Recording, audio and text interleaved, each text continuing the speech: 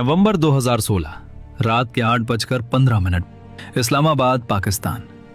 एक बेहद खुफिया और सुरक्षित तहखाने में आज जश्न का माहौल था। वहां पाकिस्तान की खुफिया एजेंसी ISI का major Iqbal, underworld don Dawood Ibrahim और खनानी भाई बैठे हुए थे। उनके सामने टीवी स्क्रीन चल रही थी, लेकिन उनका असली ध्यान बाहर खड़े उन दर्जनों ट्रकों पर था जो बस कुछ ही घंटों में रवाना होने वाले थे। इन ट्रकों में कोई हथियार, बम या बारूद नहीं था। इन ट्रकों में भारत को अंदर से खोखला कर देने वाला एक ऐसा जहर भरा था जिसे पकड़ना किसी भी सेना के लिए नामुमकिन था। इन ट्रकों में भरे थे 60,000 करोड़ रुपए के बिल्कुल असली दिखने वाले जाली भारतीय नोट। सब कुछ उनके मास्टर प्लान के हिसाब से चल रहा था। अगले दिन सुबह 4 बजे ये खेप नेपाल बॉर्डर पार करके हिंदुस्तान में दाखिल होने वाली थी। तभी अचानक टीवी स्क्रीन पर एक ब्रेकिंग न्यूज फ्लैश होती है और भारत के प्रधानमंत्री नरेंद्र मोदी राष्ट्र को संबोधित करने के लिए स्क्रीन पर आते हैं। कमरे में सन्नाटा छा जाता है और फिर पीएम मोदी के मुंह से निकले एक फैसले ने उस तहखाने में ऐसा भूकंप ला दिया कि कुछ ही मिनटों बाद खनानी नाम का वो मास्टरमाइंड हाहाकार करता हुआ इमारत की छत पर दौड़ता है और वहां से कूदकर अपनी जान दे देता है। आखिर उस रात ऐसा क्या हुआ था? कैसे भारत के national security adviser NSA Ajit Doval और एक अंडरकवर रॉ एजेंट ने बिना एक भी गोली चलाए दुश्मन के 60,000 करोड़ के नापाक मंसूबों को रद्दी के कागज में बदल दिया। इस स्पेशल एपिसोड में हम आपको बताएंगे भारत के उस सबसे बड़े और खामोश सर्जिकल स्ट्राइक की अनसुनी कहानी, ऑपरेशन ग्रीन लीफ। इस खौफनाक साजिश की असल शुरुआत होती है 26 मई 2014 से, जब नरेंद्र मोदी ने भारत के प्रधानमंत्री पद की शपथ ली थी। मोदी जी के शपथ लेते ही ISI के मेजर इकबाल और कई आतंकवादी ग्रुप्स ने नेपाल बॉर्डर के जरिए 60,000 करोड़ रुपए की जाली करेंसी भारत भेजने का मास्टर प्लान बनाया। उनका इकलौता मकसद था भारत में तबाही मचाना और देश की अर्थव्यवस्था को नष्ट करना। दरअसल इससे पहले खनानी भाई इस्लामाबाद के एक मदरसे में बैठकर दाऊद इब्राहिम और मेजर इकबाल के साथ मिलकर ये खेल काफी समय से खेल रहे थे। साल 2013 तक वो 11,000 करोड़ रुपए के जाली नोट हिंदुस्तान भेज चुके थे और हैरानी की बात ये थी कि उनका एक भी नोट पकड़ा नहीं गया था। उनका पहला टारगेट था कि किसी भी तरह मोदी जी प्रधानमंत्री न बन सके। आतंकवादियों को नोटों के कुछ टेक्निकल इनपुट्स भारत के ही कुछ गद्दारों और पुराने सिंडिकेट से मिल रहे थे, जिनकी एक ही शर्त थी कि मोदी चुनाव नहीं जीते। लेकिन जब 2014 में मोदी जी चुनाव जीत गए तो उस रात इस्लामाबाद के तहखाने में बैठे दाऊद इब्राहिम का खून खौल उठा। दाऊद ने गुस्से में कहा कि उनके 11,000 करोड़ पानी में चले गए क्योंकि उन्होंने गलत लोगों पर भरोसा किया था। उसी रात उन्होंने तय किया कि इस बार 11,000 करोड़ नहीं बल्कि सीधे 60,000 करोड़ रुपए भारत भेजे जाएंगे। और इस बार सिर्फ पैसा नहीं बल्कि साथ में भयानक हिंसा भी फैलाई जाएगी ताकि देश एक साथ 2 मोर्चों पर लड़ते हुए घुटनों पर आ जाए। मेजर इकबाल ने इस 60,000 करोड़ की रकम को भारत में घुसाने के लिए नेपाल बॉर्डर का रास्ता सुझाया था। प्लान ये था कि नेपाल से ये पैसा सीधे उत्तर प्रदेश में घुसेगा और यूपी में इस पैसे को रिसीव करने की जिम्मेदारी दी गई कुख्यात बाहुबली गैंगस्टर अतीक को। अतीक का गुंडों का जाल इतना बड़ा था कि अगर पैसा उसके रास्ते से जाता तो पूरे हिंदुस्तान के चप्पे चप्पे में बिखर जाता। लेकिन मेजर इकबाल को एक बहुत बड़ा डर सता रहा था। उसने 2015 में दाऊद के सामने अपनी चिंता जताते हुए कहा कि अगर 2017 के यूपी चुनाव में सत्ता योगी आदित्यनाथ के हाथ में चली गई तो यूपी में अतीक समेत उनका पूरा नेटवर्क खत्म हो जाएगा और नेपाल बॉर्डर वाला रास्ता हमेशा के लिए बंद हो जाएगा। ये सुनकर दाऊद ने साफ अल्टीमेटम दिया। तो नवंबर 2016 आखिरी मौका है। इसी के साथ 9 नवंबर 2016 की वो खौफनाक तारीख तय कर दी गई जब ये 60,000 करोड़ की पहली बड़ी खेप नेपाल बॉर्डर से यूपी में घुसनी थी। भारत में हाल ही में उरी सर्जिकल स्ट्राइक हुई थी और पूरा देश जोश में था। उस दोपहर भारत के national security adviser NSA Ajit Doval अपने दफ्तर के आंगन में टहल रहे थे। तभी उनके एक अधिकारी ने आकर उन्हें ये खौफनाक खबर दी कि पाकिस्तान 60,000 करोड़ के नकली नोट भारत भेजने की तैयारी कर रहा है। ये सुनते ही डोभाल जी एक पल के लिए सन्न रह गए। उन्होंने कहा, 60,000 करोड़, ये बहुत बड़ी रकम है। अगर ये पैसा हिंदुस्तान आ गया तो बाजार हिल जाएगा, लोग डरेंगे और देश की स्थिरता टूट जाएगी। डोभाल ने तुरंत अपने अधिकारी को आदेश दिया कि हमारे उस स्पाई जासूस से संपर्क करो और पता लगाओ कि 60,000 करोड़ के नोट छप चुके हैं या अभी छपने बाकी हैं। ये स्पाई कोई और नहीं बल्कि रॉ के एक बेहद होनहार और खतरनाक undercover agent major Mohit Sharma थे। मेजर मोहित कोई आज के जासूस नहीं थे। वो कई सालों से पाकिस्तान में रहकर लियारी गैंग में पूरी तरह शामिल हो चुके थे। वो खनानी भाइयों और मेजर इकबाल के साथ कंधे से कंधा मिलाकर काम करते थे और दुश्मन उन्हें अपना ही आदमी समझकर उन पर अंधा भरोसा करता था। डोभाल का आदेश मिलते ही मेजर मोहित ने खनानी और इकबाल के साथ एक मीटिंग फिक्स की और एक मनोवैज्ञानिक चाल चली।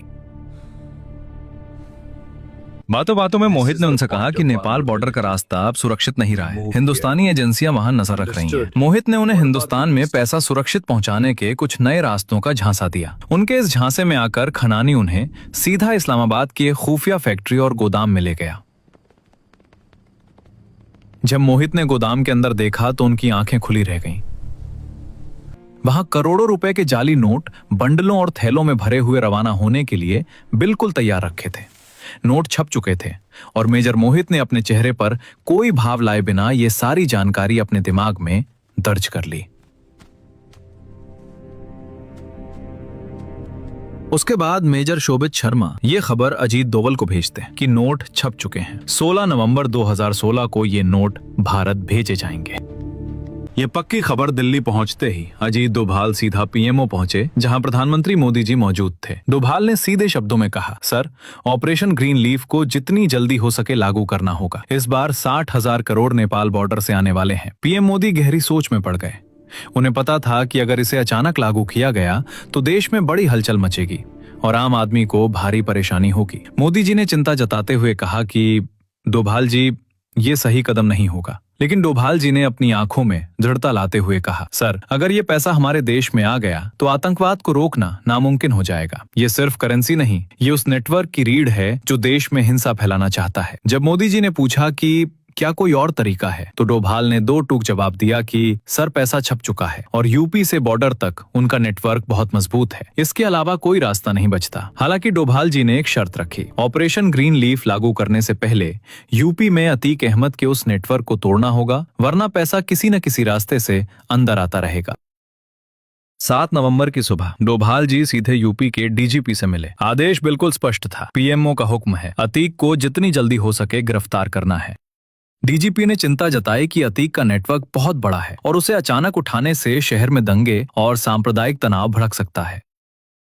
डोभाल ने बेहद सख्त लहजे में कहा, यह देश की सुरक्षा का सवाल है, तो जो गड़बड़ी होगी वो किसी दंगे से बड़ी होगी। ये काम जल्द से जल्द होना चाहिए। यूपी की स्पेशल टास्क फोर्स एसटीएफ को तुरंत अलर्ट पर रखा गया। अधिकारियों को क्लोज डोर ब्रीफिंग दी गई और बिना किसी लीक के एसटीएफ के जवानों ने सादे कपड़ों में ऑपरेशन को अंजाम दिया। 48 घंटे के अंदर ही बाहुबली अतीक को पुलिस की गिरफ्त में ले लिया गया। दुश्मन का वो रिसीविंग नेटवर्क जो भारत में जहर फैलाने वाला था, उसे बॉर्डर पार करने से पहले ही नेस्त नाबूद कर दिया गया।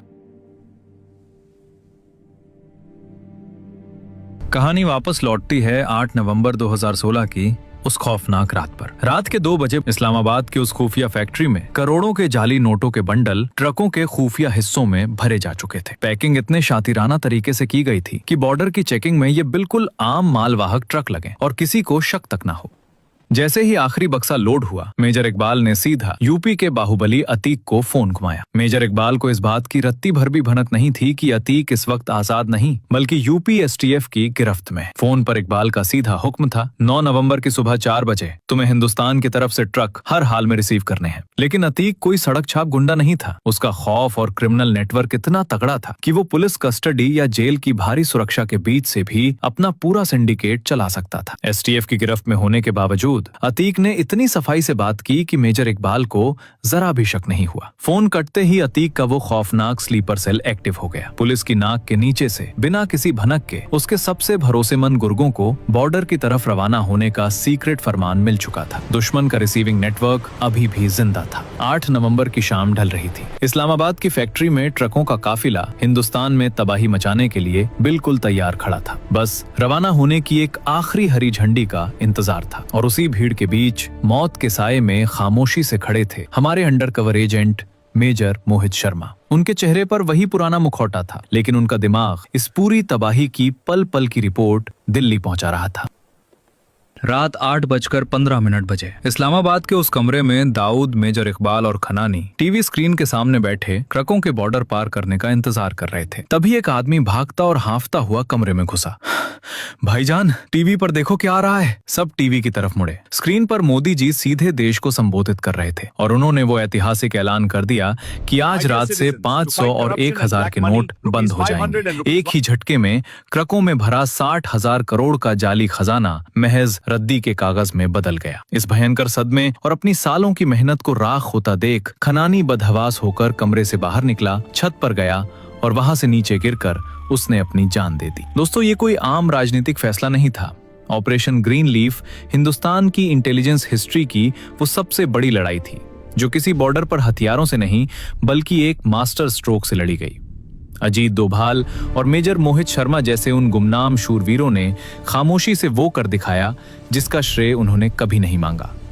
पीएम मोदी ने आम जनता की तकलीफों का भारी रिस्क लेते हुए देश की सुरक्षा को सबसे ऊपर रखा। क्या आपको लगता है कि अगर हमारी इंटेलिजेंस वक्त पर यह चाल नहीं चलती तो आज भारत की स्थिति क्या होती? अपनी राय कमेंट्स में जरूर बताएं। इस वीडियो को लाइक करें और भारत के इन गुमनाम जांबाजों के लिए कमेंट बॉक्स में जय हिंद लिखना ना भूलें।